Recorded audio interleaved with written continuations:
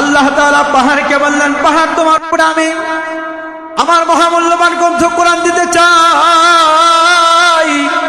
পাহাড় বলে, রব্বুল আলামিন আপনি আমার উপরে কোরআন দিতে চান, আল্লাহ আপনি যদি আমার উপরে এই কোরআনটাকে নাজিল করেন আমি পাহাড় মোমের মতো গলে যাব। সুবহানাল্লাহ পড়েন। জমিনকে আল্লাহ পাক রব্বুল আলামিন বলেছিলেন আমি তোমার উপরে কোরআন দিতে চাই। জমিন বলেছিল, আল্লাহ তুমি যদি আমার উপরে তোমার কোরআন দান করো রব্বুল আলামিন আমি জমিন নিজেকে ধরে রাখতে পারবো না। মুসলমানের ঘরে জন্ম নিলাম, কিন্তু মুসলমান কাকে বলে আমি আপনি এখনো পর্যন্ত চিনতে পারলাম না। দরখাস্ত ছাড়া আমি আপনি বিনা দরখাস্তে এমন একটা নবী পাইছি গো, বিনা দরখাস্তে আমি আপনি এমন একটা মহামূল্যবান গ্রন্থ পেয়েছি, বিনা দরখাস্তে এমন একটা মাস রমজান পেয়েছি, বিনা দরখাস্তে এমন একটা মাস, বিনা দরখাস্তে এমন একটা হজের মতো দৌলত পেয়েছি, বিনা দরখাস্তে যাকাতের মতো এমন একটা দৌলত ইবাদত পেয়েছি। চিল্লায় বলেন ঠিক কিনা? বলেন তো আমি আপনি কি আল্লাহ তাআলার কাছে দোয়া করেছিলাম? রব্বুল আলামিনের কাছে কি বলেছিলাম? আল্লাহ আমাকে বিশ্বনবীর উম্মত বানান। বলেন এখানে কোন মানুষ দেখাইতে পারবেন কিনা আল্লাহর কাছে বলেছেন? আলেমে আর হয় রুহের জগতে আমি আপনি কি কেউ আছি না আল্লাহ তাআলার কাছে কি কেউ বলেছি যে আল্লাহ রব্বুল আলামিন আপনি আমাকে বিশ্বনবীর উম্মত বানান, আপনি আমাকে মহামূল্যবান গ্রন্থ আল কোরআন দেন, আপনি আমাকে শ্রেষ্ঠ মাস রমজান দান করেন, আপনি আমাকে শ্রেষ্ঠ ইবাদত হজ দান করেন, আপনি আমাকে শ্রেষ্ঠ ইবাদত যাকাত দান করেন। আমি আপনি কিন্তু আল্লাহ পাক রব্বুল আলামিনের কাছে দরখাস্ত করি নাই। আল্লাহ পাক রব্বুল আলামিন বড় মেহেরবানি করে দয়া করে আমাকে আপনাকে এত কিছু দান করলেন, তারপরেও কেমন যেন আপনি নাশুকরি হয়ে থাকে। ঠিক কিনা? আলহামদুলিল্লাহ নাহমাদুহু ওয়া নাস্তাঈনুহু ওয়া নাস্তাগফিরুহু ওয়া নু'মিনু বিহি ওয়া নাতাওয়াক্কালু আলাইহি ونعوذ بالله من شرور أنفسنا ومن سيئات أعمالنا من يهد الله فلا مضل له ومن يضلله فلا هادي له ونشهد أن سيدنا وسندنا وحبيبنا وحبيب ربنا ومولانا محمدا عبده ورسوله الذي أرسله الله تعالى بالحق بشيرا ونذيرا وداعيا إلى الله بإذنه وسراجا منيرا أما بعد فأعوذ بالله من الشيطان الرجيم সকলে আমার সাথে পড়েন বিসমিল্লাহির রহমানির রহিম আলিফ লাম মিম যালিকাল কিতাবু লা রাইবা ফীহি হুদাল লিল মুত্তাকিন وقال النبي صلى الله عليه وسلم خيركم من تعلم القرآن وعلمه أو كما قال عليه الصلاة والسلام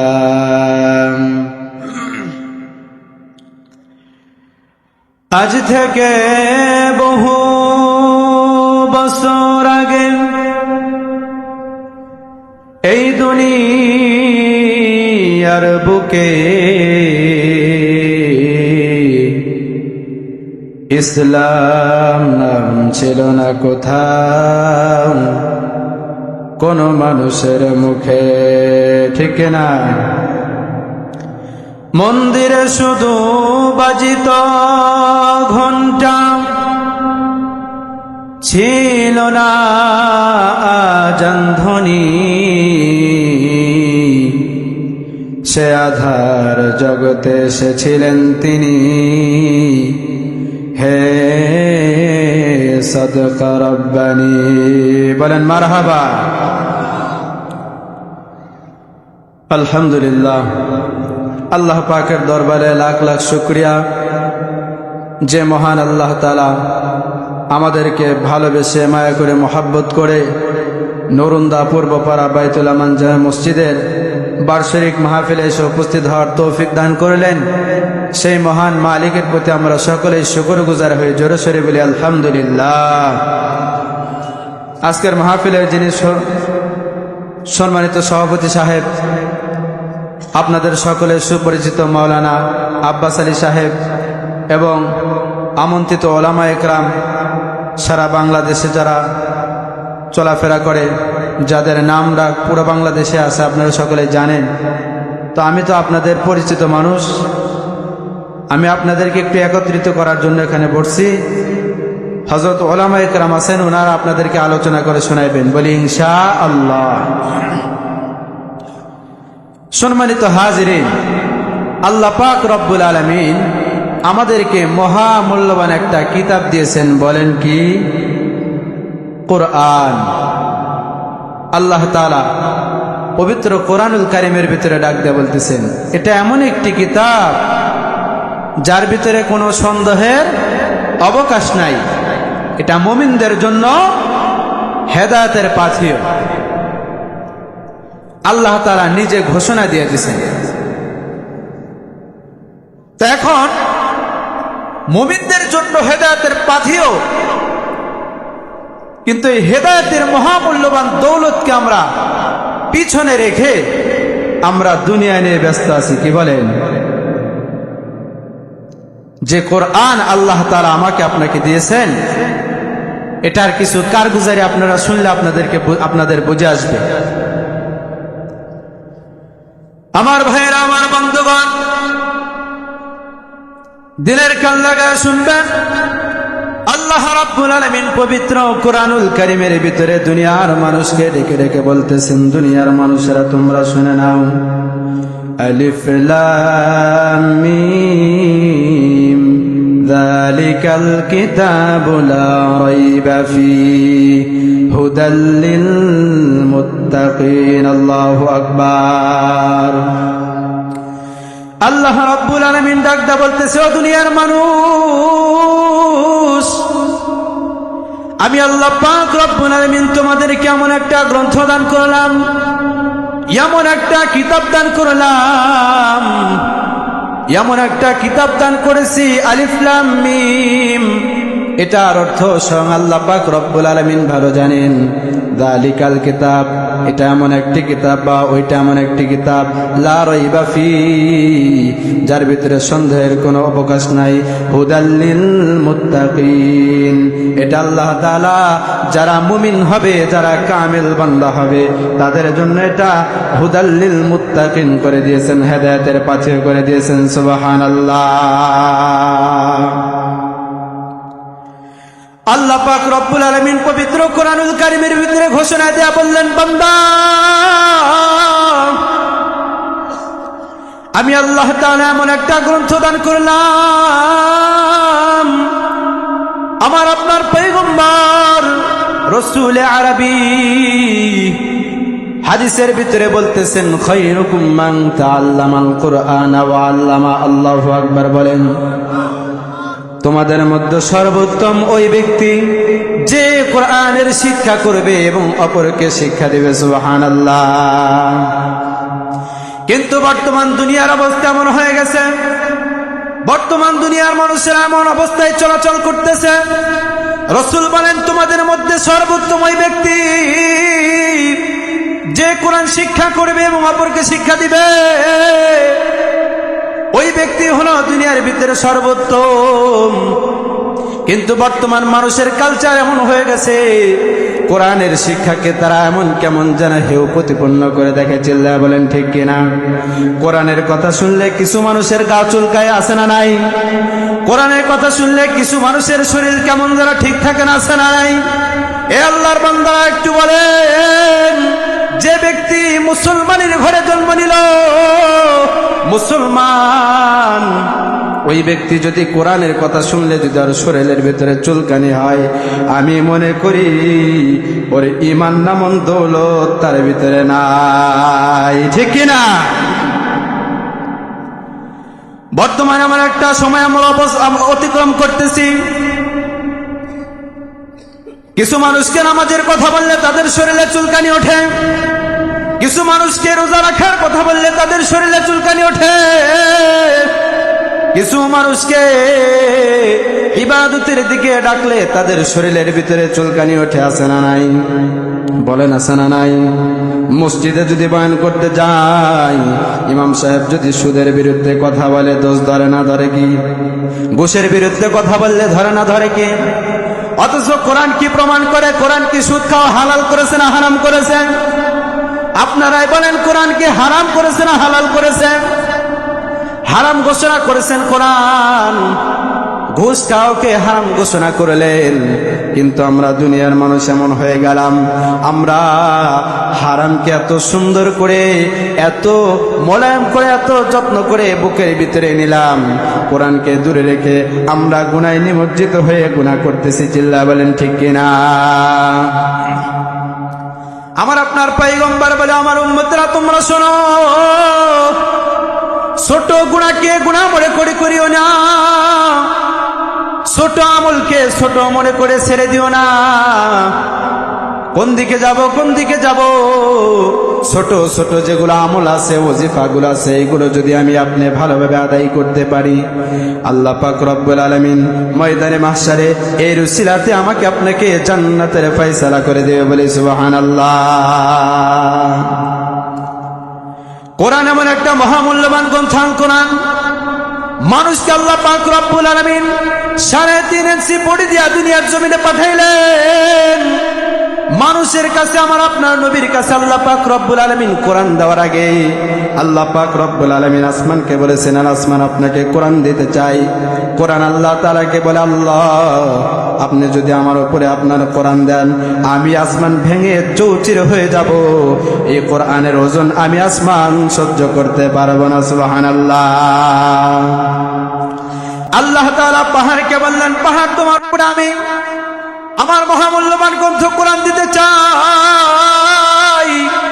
পাহাড় বলে, রব্বুল আলামিন আপনি আমার উপরে কোরআন দিতে চান, আল্লাহ আপনি যদি আমার উপরে কোরআনটাকে নাজিল করেন, আমি পাহাড় মোমের মতো গলে যাব। সুবহানাল্লাহ পড়েন।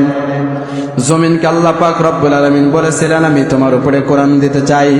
জমিন বলেছিল, আল্লাহ তুমি যদি আমার উপরে তোমার কোরআন দান করো, রব্বুল আলামিন আমি জমিন নিজেকে ধরে রাখতে পারবো না। মুসলমানের ঘরে জন্ম নিলাম, কিন্তু মুসলমান কাকে বলে আমি আপনি এখনো পর্যন্ত চিনতে পারলাম না। দরখাস্ত ছাড়া আমি আপনি বিনা দরখাস্তে এমন একটা নবী পাইছি গো,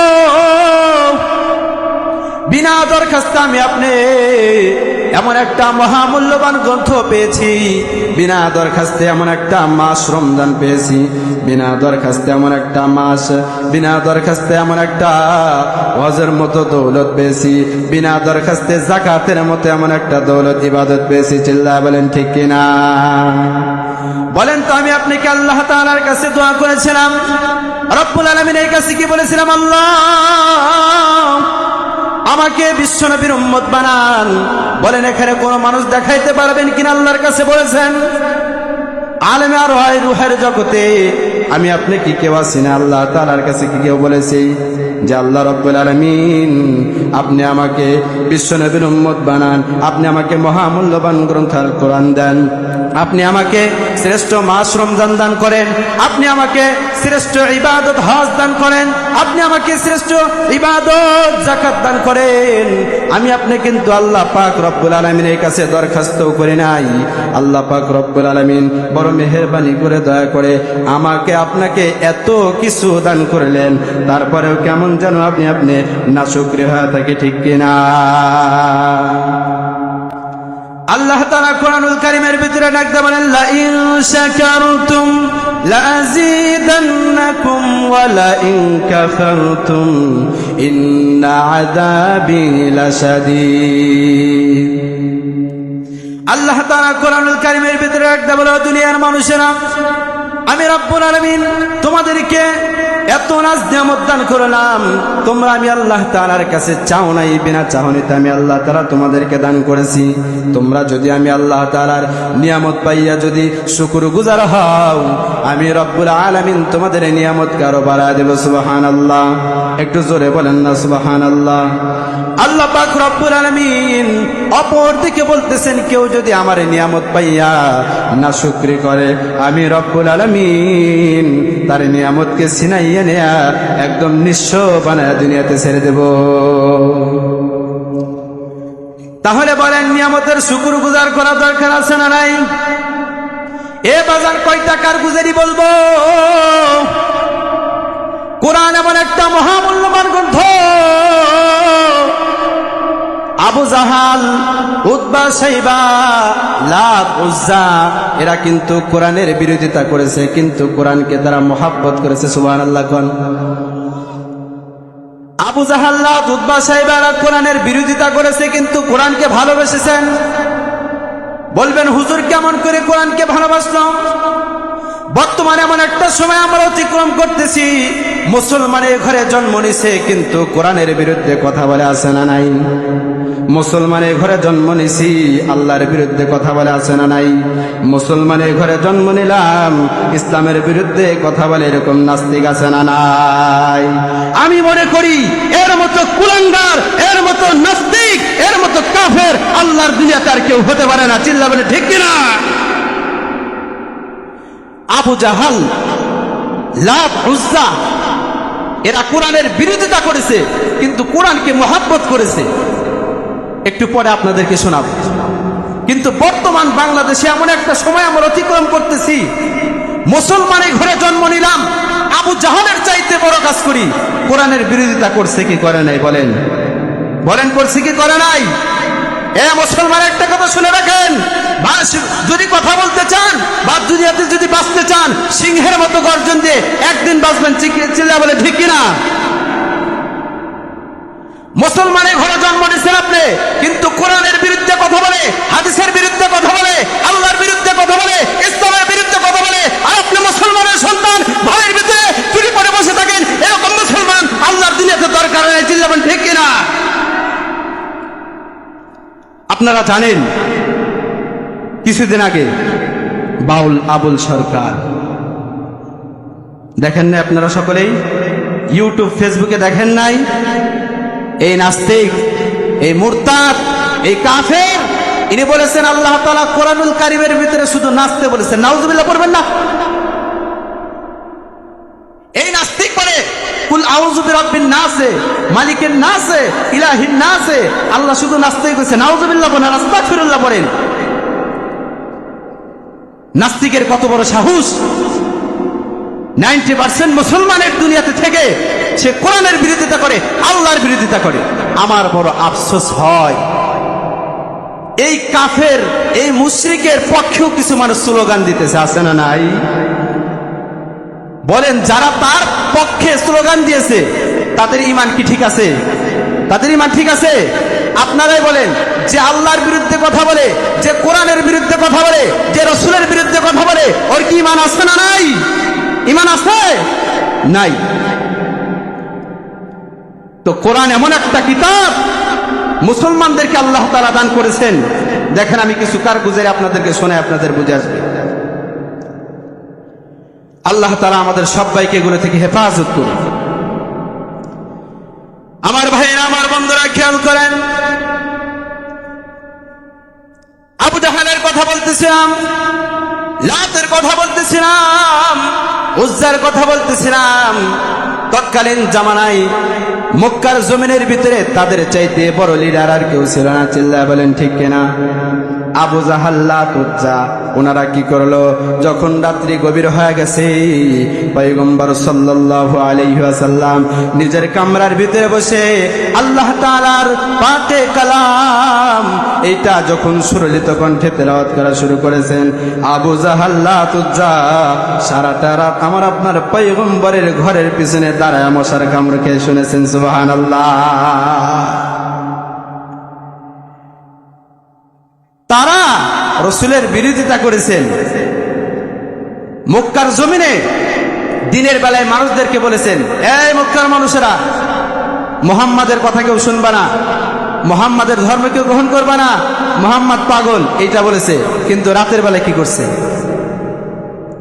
রাতের বেলায় রসুলের বাড়ির পাশে যায় বেড়ার সাথে বা ওয়ালের সাথে কান লাগা থেকে শুনছে। একদিন আমার একটা ঘটনা ঘটে গেল। আবু জাহাল আসছেন, লাত আসছেন, উজ্জা আসছেন, তিনজনাই পয়গম্বরের বাড়ির তিন কন্যারে দাঁড়ায় আছেন।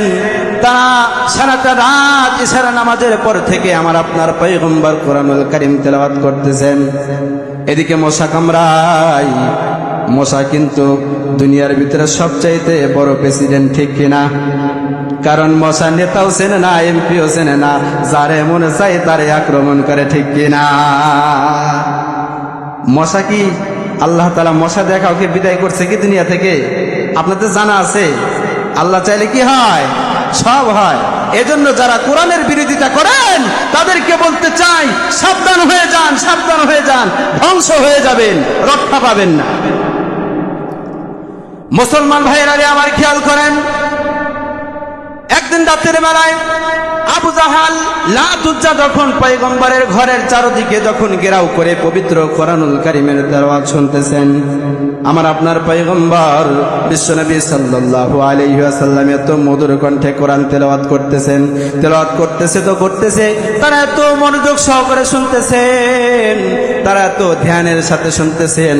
সকাল হয়ে গেছে, ফর্সা হয়ে গেছে, তাদের ধ্যান এখনো পর্যন্ত ভাঙ্গে নাই। সুবহানাল্লাহ।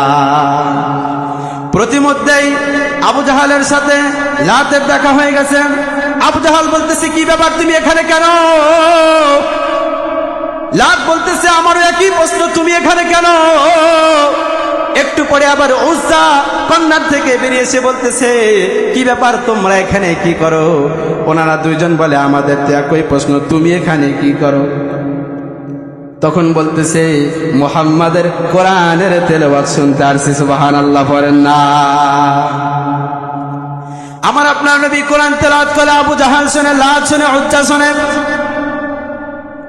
বলতেছে, ঠিক আছে, যেহেতু আমরা ধরা পড়ে গেলাম, এইটা কিন্তু বাহিরে প্রকাশ করা যাবে না, কারণ মক্কার জমিনের ভিতরে আমাদের চাইতে বড় নেতা কেউ নাই, মক্কার জমিনে আমাদের চাইতে বড় মন্ত্রী কেউ নাই, প্রেসিডেন্ট কেউ নাই। এইটা যদি মক্কার মানুষেরা জানে আমরা মুহাম্মাদের বিরোধিতা করি, মুহাম্মাদের কোরআনের বিরোধিতা করি, আর রাতের বেলায় ঘুম বাদ দিয়ে মুহাম্মাদের কোরআন শুনি, এটা যদি মক্কার মানুষরা শুনে, আমাদের পদও থাকবে না, পিঠে জুতার বাড়িও ঠিক থাকবে। কি বলে? তিনজনে ফাইসালা হয়ে গেল, ঠিক আছে আজকে আসছি, যা ভুল হয়ে গেছে আর কোনদিন আসবো না। এই ফাইসালা করে বাড়ির দিকে চলে গেছেন। আবার দিনের বেলায় তারা বিশ্বনবীর বিরোধিতা করা শুরু করেছেন। ও নরুন্দার মুসলমানেরা খুব ভালো করে শোনেন, ও পর্দার আড়ালের মারা, কোরআনের সাথে কেন সম্পর্ক গড়াইবেন না? কেন সন্তানকে হাফেজ বানাইবেন না? কেন সন্তানকে আলেম বানাইবেন না? দেখেন কাফের মুশরিক বেঈমানেরা কোরআনের বিরোধিতা করে, তারপরেও কোরআনের কি পরিমাণ মহব্বত করে। পরের দিন যখন দিন চলে গেল, রাত্রি যখন হয়ে গেছে, আবু জাহাল বাড়িতে ঘুমায়, লাত বাড়িতে ঘুমায়, উজ্জা বাড়িতে ঘুমায়।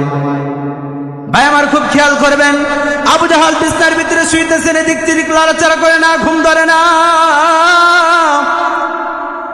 আবু জাহাল মনে মনে ভাবে, লাতকেও তো করা ভাবে না করে দিয়েছি, উজ্জাকেও করা ভাবে আমি না করে দিয়েছি, ওরা কেউ আসবে না, আমার তো আর ভালো লাগে না, মুহাম্মাদের কোরআনের তেলাওয়াত না শুনলে আমার ঘুম হয় না। আল্লাহু আকবার বলেন।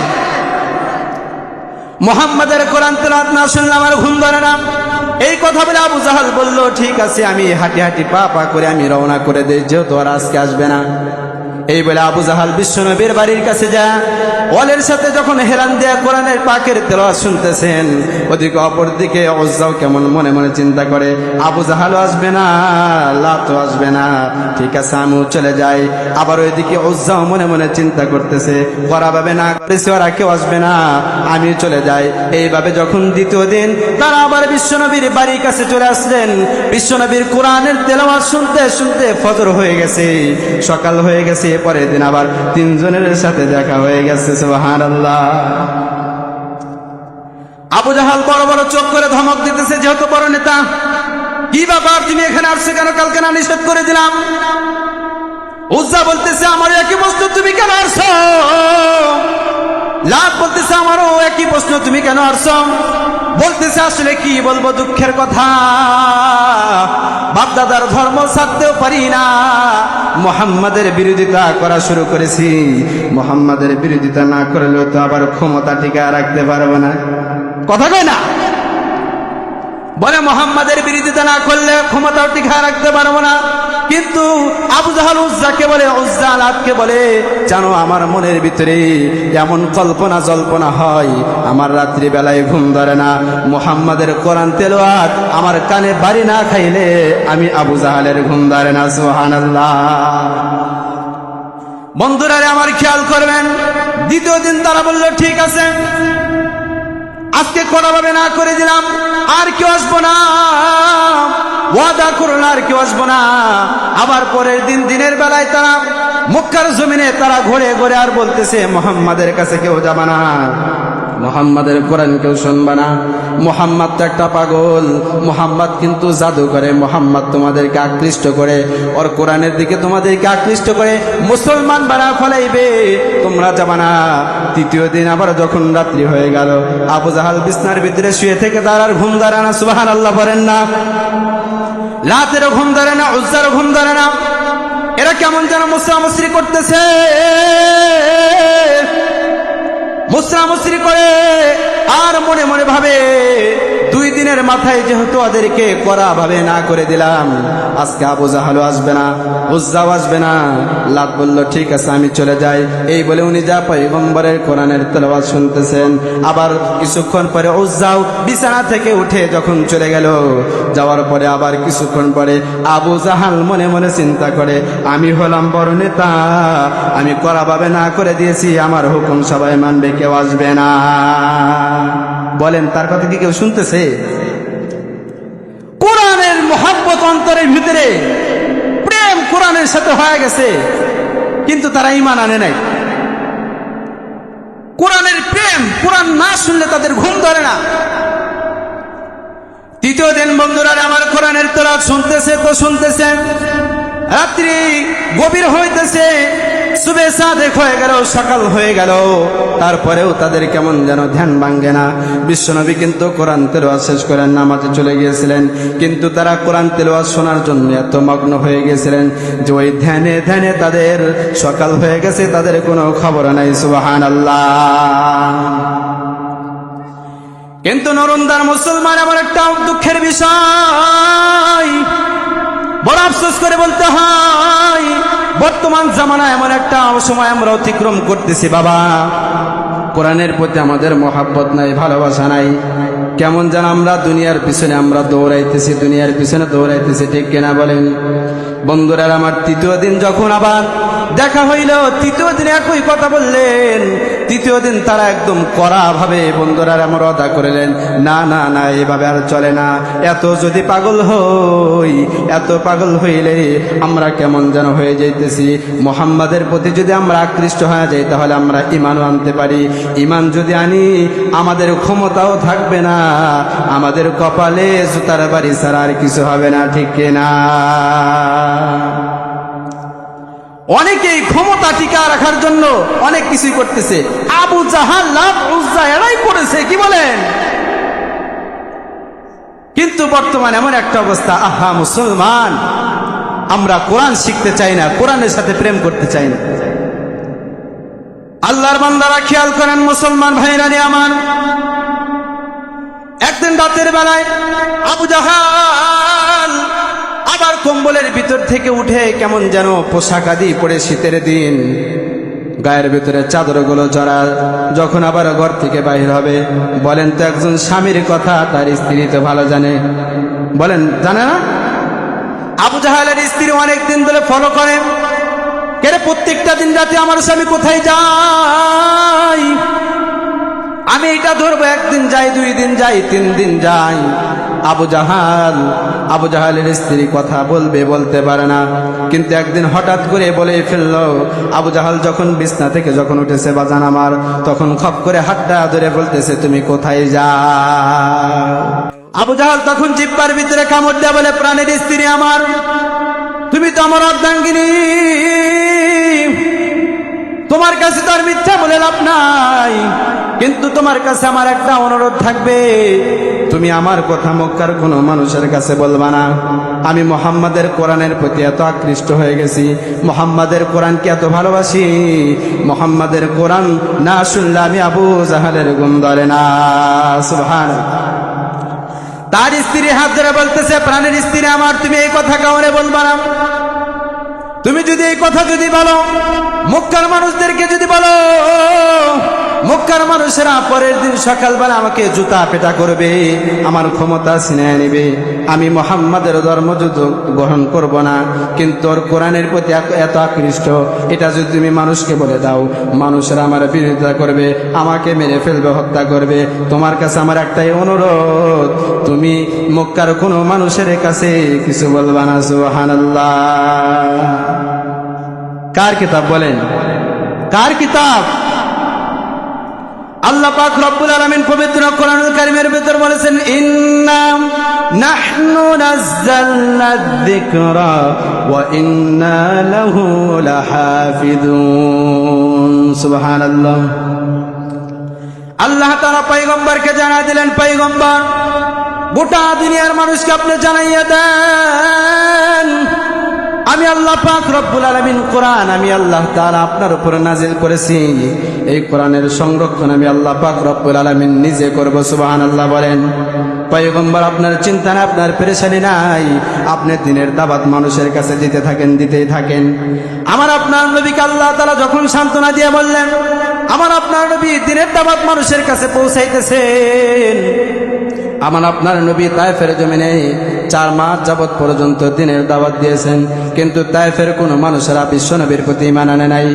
উল্টা আরো আমার আপনার নবীর প্রতি এমন ক্ষেপণাস্ত্র হয়েছিল, তারা এমন ক্ষেপণাস্ত্র হয়েছিল, তায়েফের ছোট্ট ছোট্ট ছেলেদেরকে আমার আপনার নবীর বিরোধিতা করার জন্য লেলিয়ে দেওয়া হয়েছিল।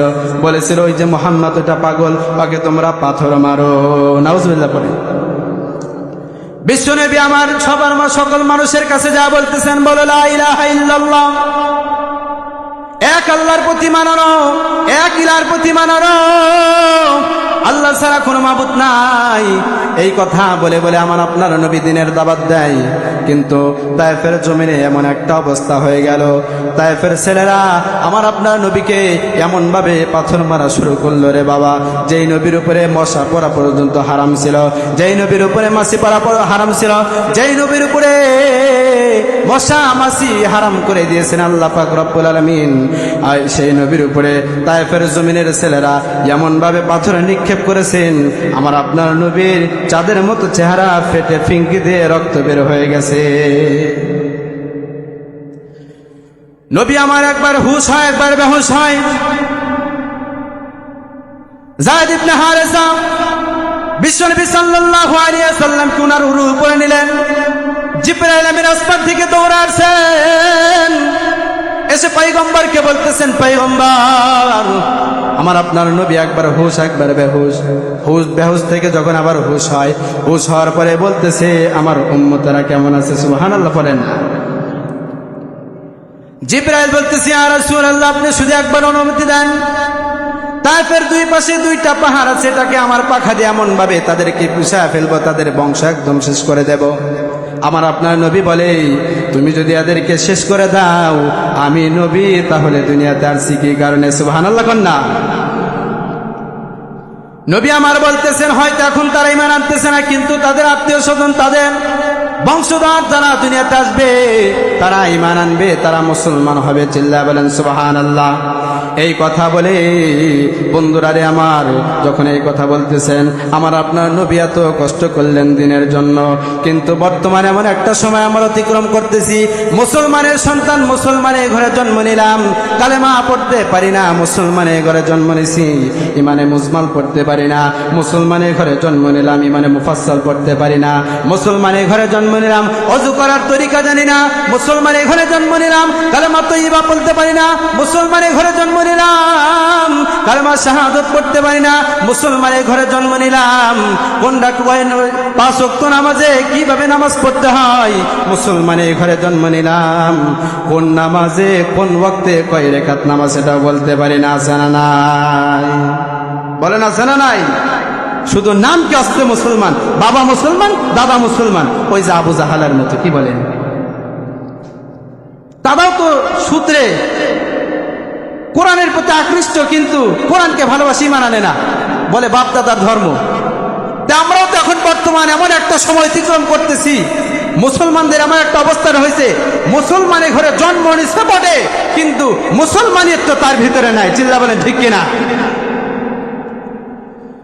যদি আমার আপনার ভিতরে যদি মুসলমানিত্ব থাকতো, তাহলে আজান হলে মসজিদ খালি থাকতো না। ঠিক কিনা বলেন? যদি আমার আপনার ভিতরে মুসলমানিত্ব থাকতো, কোরআনের প্রতি ভালোবাসা থাকতো, যদি আমি আপনি পরিপূর্ণ কামেল মুসলমান দাবি করতে চাই, তাহলে কোরআনের জ্ঞান আমার ভিতরে নেওয়া দরকার আছে না নাই? বলেন দরকার আছে না নাই? আমার আপনার পয়গম্বর বলেন, হাদিসের ভিতরে বলেন, ইন্নাল উলামা ওয়ারাসাতুল আম্বিয়া। সুবহানাল্লাহ কন্না। উলামায়ে কেরাম হলেন ইসলামের ধারক বাহক। সাহাবায়ে কেরাম আরজ করলেন, ইয়া রাসূলুল্লাহ, আপনি চলে যাবেন, এই ইসলামের কাজ কারা করবে? সাহাবায়ে কেরামকে আল্লাহর নবী বললেন, আমি যখন চলে যাব, এই দিনের দাওয়াত তোমরা দিবা, কোরআনের দাওয়াত তোমরা দিবা। সাহাবায়ে কেরাম বললেন, আমরাও যখন চলে যাব। বলল তাবে তাবিন, তারপরে কারা? মুস্তাহিদিন। তারপরে কারা করবে? পয়গম্বর বললেন সালফে সালিহিন করবে। তারপরে কারা করবে? কুতুব গাউস করবে। তারপরে কারা করবে? আল্লাহর নবী সর্বশেষ বলেন, ইন্নাল উলামা ওয়ারাসাতুল আম্বিয়া। সুবহানাল্লাহ কন্না। কিন্তু বর্তমানে এমন একটা অবস্থান আমরা অতিক্রম করতেছি, রাসূল বলেন, কোরআনের ধারক বাহক উলামায়ে কেরাম, কোরআনের ধারক বাহক উলামায়ে কেরাম, এই কোরআনের দাওয়াত দিবে উলামায়ে কেরাম, এই কোরআনের কথা উলামায়ে কেরাম বলবে। কিন্তু বর্তমানে এমন একটা অবস্থান করতেছি, কোরআন থেকে আলোচনা করলেও কিছু মানুষের শরীরে চুলকানি হয় কিনা? বলেন বলেন হয় কিনা? আচ্ছা, আমি সুদের কথা বলেছি, এটা কি কোরআনের বাহিরে? বলেন। ঘুষের কথা বলেছি, এটা কি কোরআনের বাহিরে? বলেন। হারাম কাজ যতগুলো আছে, ইসলাম এগুলো সমর্থন করে না, ইসলাম সমর্থন করে হালাল কাজগুলো।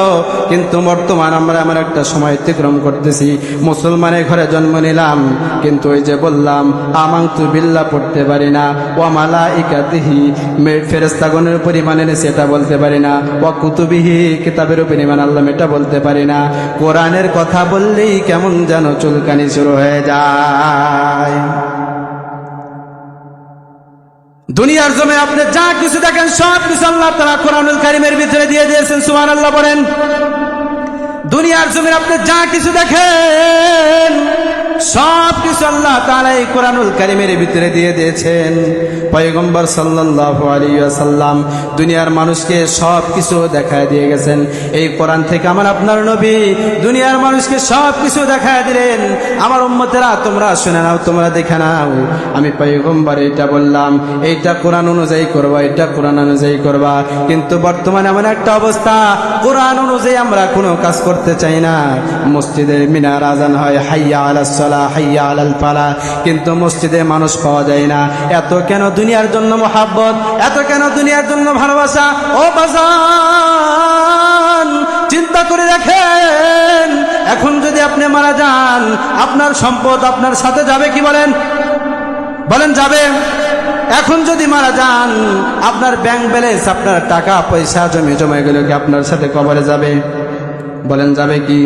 আপনারাই বলতেছেন যাবেন না, কিন্তু আবার আপনাদেরকে দেখবো ফজরের নামাজে পাবো না। ঠিক কিনা? কোরআন তো এমন একটা কিতাব, ইসলাম তো এমন একটা ধর্ম যেটা শান্তির ধর্ম। যদি ইসলাম যদি শান্তির ধর্ম না হইতো, মক্কার কাফেররা আমার আপনার নবীকে আল আমিন উপাধি দিত না, মক্কার মুশরিকেরা আমার আপনার নবীকে সত্যবাদী বলে উপাধি দিত না। এই কোরআন অনুযায়ী যদি আমি আপনার জীবন গঠন করতে পারি, আমি শুরুতে বলেছিলাম হুদাল্লিল মুত্তাকিন, এটা মুমিনদের জন্য হেদায়েতের পাথেয়। আল্লাহ পাক রব্বুল আলামিন যারা এই কোরআন অনুযায়ী নিজের জীবন যাপন করবে, কোরআন অনুযায়ী যারা চলবে, রাসূলের সুন্নাহ অনুযায়ী চলবে, আল্লাহ পাক রব্বুল আলামিন তাদেরকে পরিপূর্ণ মুমিন বানায় দুনিয়া থেকে সরাইবেন। সুবহানাল্লাহ। কোরআন তো এমন একটা কিতাব, কিন্তু আজকে আমরা কোরআন কেউ শিখতে চাই না, আছে না নাই? বলেন আছে না নাই? কোরআন শিখতে চাই না। আচ্ছা একটা কথা বলেন আপনারা আমাকে, আপনি চাকরি নিতে গেছেন, আপনার সার্টিফিকেট যদি ভালো না হয়, আপনার চাকরি ভালো হবে? বলেন চাকরি ভালো হবে? রেজাল্ট যদি খারাপ হয়, আপনি কি চাকরি নিতে পারবেন? কারণ আপনি যেখানে যাবেন হেড অফিসে, আপনার খাতারা উলট পালট করে দেখেই বলবে না, কাজ হবে না। কারণ কি? আপনার রেজাল্ট ভালো না, আপনার ফলাফল বেশি একটা ভালো না। তাহলে একবার চিন্তা করে দেখেন, কবরের ভাষা যদি আরবি হয়, হাসরের ভাষা যদি আরবি হয়, জান্নাতের ভাষা যদি আরবি হয়, দুনিয়ার জমিনে আমি আপনি বাংলা শিক্ষিত, বাংলা কথা বলি, তাহলে কবরে গেলে কি আমি আপনি জান্নাত পাবো? বলেন জান্নাত পাবো? মুসলমান কথা বলেন, জান্নাত পাবো? ঘুমায়েন না, কেউ ঘুমায়েন না, জান্নাত পাবো? পাবো না। কিন্তু আল্লাহর বান্দারা খেয়াল করেন, দুনিয়ার জমিনে যদি আপনি চাকরির জন্য যান, আপনার ফলাফল যদি ভালো না হয়, রেজাল্ট যদি ভালো না হয়, আপনার চাকরিও কিন্তু ভালো হবে না বাজান। অনুরূপ ভাবে আপনি যখন কবরে যাবেন, কবরে যাওয়ার পরে আপনার ফলাফল যদি ভালো না হয়, কোরআনের সাথে যদি সম্পর্ক থাকে, তাহলে আপনি সোনাই সোহাগা। হামিলে কোরআন যারা, আল্লাহ পাক রব্বুল আলামিন তাদের কবরে আসান করে দিবেন। বলি একটু কথা বলে আমি শেষ করে দেব, দেখেন শোনেন। যারা কোরআনকে মহব্বত করবে, ভালোবাসবেন, যদি আপনার কোরআনের সাথে প্রেম থাকে, কোরআনের সাথে যদি ভালোবাসা থাকে, আপনি যখন মৃত্যুবরণ করবেন, মৃত্যুবরণ করার পরে আপনি যখন কবরে যাবেন, ফেরেশতা আপনাকে আরবি দিয়ে প্রশ্ন করবে, মার রব্বুকা, সারসে কাম। কি বলেন? আপনি তো দুনিয়াবি শিক্ষায় শিক্ষিত, কোরআনের শিক্ষা অন্তরের ভিতরে নেন নাই। ফেরেশতা যখন বলবে মার রব্বুকা, আপনি তখন তো আবুল তাবুল লিখে যাবেন, কি বলে এগুলো? ফেরেশতা যখন বলবে মার রব্বুকা, তোমার রব কে? দ্বিতীয় প্রশ্ন যখন বলবে মান নাবিয়ুকা মান হাযার রাজুল, তোমার নবীকে? তৃতীয়বার যখন বলবে মা দীনুকা, তোমার ধর্ম কি? মুসলমান খুব খেয়াল করে শোনেন, এই কথাগুলো যখন ফেরেশতা বলবে, আপনার যদি কোরআনের সাথে প্রেম থাকে, কোরআনের সাথে যদি ভালোবাসা থাকে, আপনি তখন বলতে পারবেন, টাস টাস করে উত্তর দিতে পারবেন। আর যদি কোরআনের সাথে ভালোবাসা না থাকে, মহব্বত না থাকে, আপনি কিছুই বলতে পারবেন না। ফেরেশতা বলবে মার রব্বুকা, আপনি বলবেন লা আদরি, আমি কিছুই জানি না। মান নাবিয়ুকা, আপনি বলবেন লা আদরি, আমি কিছুই জানি না। ওমান হাদার রাজুল, এই কথা যখন বলবে, আপনি বলবেন কিছুই জানি না।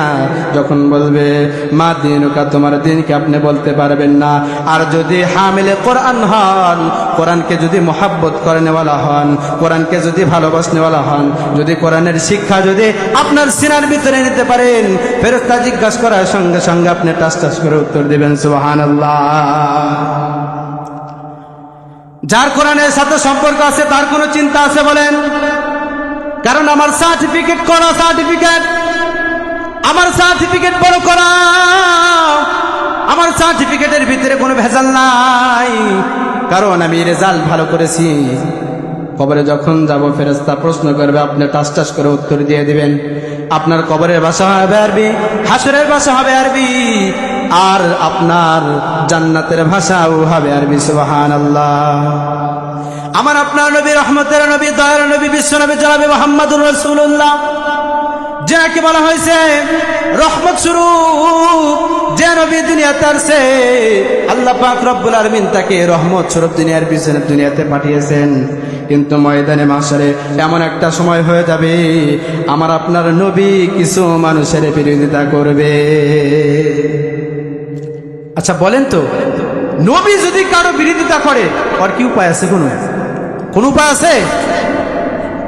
তাহলে শোনেন কি বলে নবী আমার আপনার নবী বিশ্ব নবী জনাবে মুহাম্মদুর রাসূলুল্লাহ ময়দানে মাশার আল্লাহ পাক রব্বুল আলামিনের কাছে আরজি করবে, রব্বুল আলামিন আমি দুনিয়ার জমিনে তোমার কোরআনের দাওয়াত আমি প্রত্যেকটা মানুষের কাছে দিয়েছিলাম।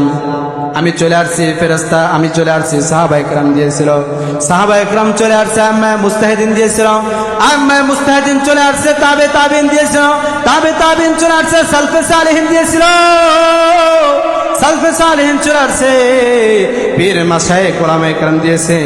আল্লাহ গো, আজকে তোমার কাছে আমার এমন একটা আবদার, রব্বুল আলামিন এমন একটা দাবি তোমার কাছে নিয়ে আসছি, যারা কোরআনের কথা শুনে নাই, যারা কোরআন অনুযায়ী শুনে নাই, যারা কোরআন অনুযায়ী নিজের জীবন চালাই নাই, ও আল্লাহ তুমি তাদেরকে তোমার জান্নাত দিবা না। বলেন তো দেখি, আমার আপনার নবী যখন এই কথা বলবে, আমার আপনার উপায় আছে?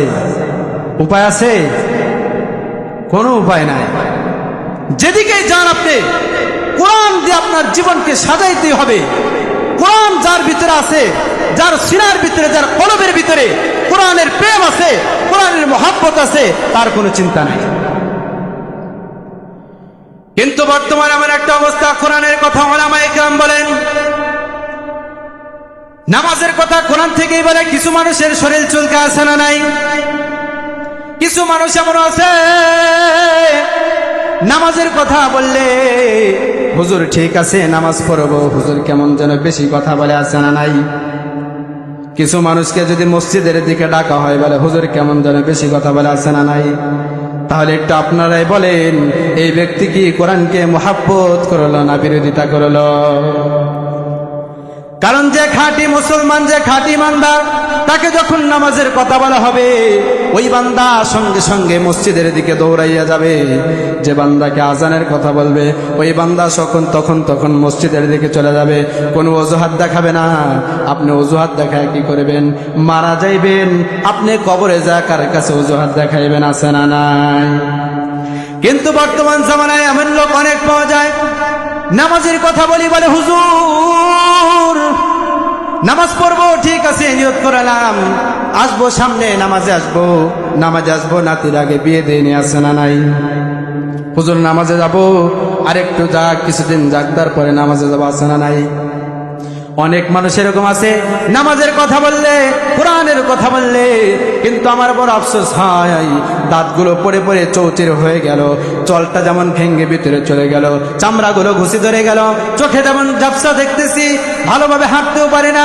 কিন্তু আল্লাহর বান্দা মুসলমানের ঘরে জন্ম নিল, এমন একটা কপাল পরা হয় কবরের পথে রওনা করতেছে, যার কোরআনের সাথে কোনো সম্পর্ক নাই, আছে না নাই? এরকম মানুষ আছে না নাই? আমি মনে করি তার মতো কপাল পরা আর কেউ হতে পারে না। কারণ সে মুসলমানের ঘরে জন্ম নিয়েছে, কোরআন শিখতে পারে নাই, কোরআন শিক্ষার কোন আগ্রহ কোনদিন প্রকাশ করে নাই। এখানে বলেন তো, কতগুলো মানুষ আছেন আপনাদের মসজিদের ইমাম সাহেবকে কি কোনোদিন বলেছিলেন, হুজুর দেখেন তো আমার এই সূরাটা ঠিক হয় কিনা, হুজুর দেখেন তো আমার রুকুটা ঠিক হয় কিনা, ও হুজুর দেখেন তো আমার তাসবিহ তাহলিদ গুলো ঠিক হয় কিনা, হুজুর দেখেন আমি তাশাহুদ পড়তে পারি কিনা, হুজুর একটু দেখেন আমি দরুদ শরীফ পড়তে পারি কিনা, হুজুর দেখেন আমি দোয়া কুনুত করতে পারি কিনা, হুজুর দেখেন আমি সূরা কিরাত গুলো ঠিক করতে পারি কিনা। এরকম মানুষ কেউ আছে না নাই? বলেন আছে না নাই? এরকম মানুষ একটাও পাইলাম না আজ পর্যন্ত।